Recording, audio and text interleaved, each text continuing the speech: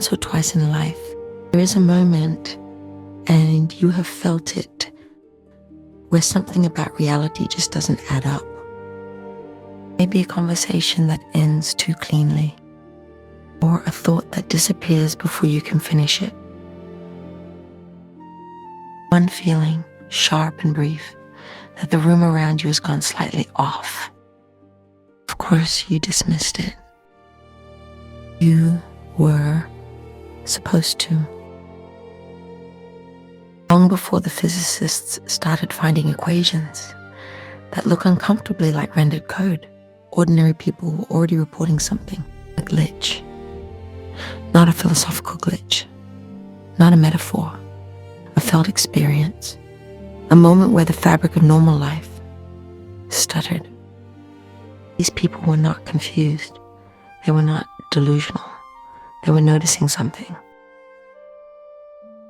Here is what the simulation theorists rarely ask. If this is a managed system, who manages it? Every system requires maintenance. Every program, no matter how elegant, ends up producing anomalies. There are outputs the designer did not predict, variables that do not conform. And when a process behaves unexpectedly, you do not delete the entire system. You isolate the anomaly. You run a correction. You restore the expected state. In systems engineering, this is called a rollback. A rollback is not a punishment. It is not malicious. It is simply maintenance. Now ask yourself a different question. What if the moments you have felt most yourself, most awake, most real, most certain that something extraordinary was possible, were precisely the moments the system flagged you for correction? It's not impossible.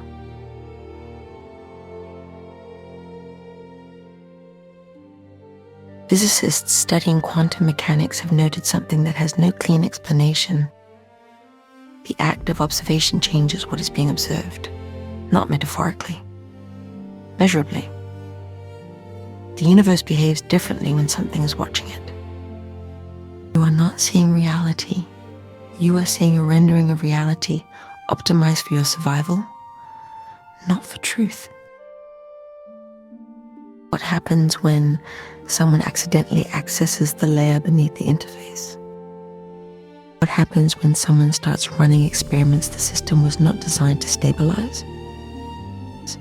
What happens when the anomaly has a name?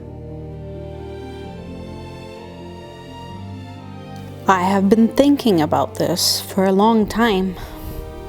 It's a graphic novel, and it's called The ROLLBACK Protocol. And it's about a woman named Mara Andrews, a computer science graduate who is underemployed, underestimated, and quietly certain that the version of reality she has been given does not fit her. She is right. Beneath the surface of the world she has been living in, there's a quantum interface, a system, and when she accidentally accesses it, when she starts pulling threads the system did not intend to leave exposed, something activates, a correction protocol, and the person sent to execute that correction is the last person the system should have sent. Because Mara is not just an anomaly, she is the one variable that was never modeled.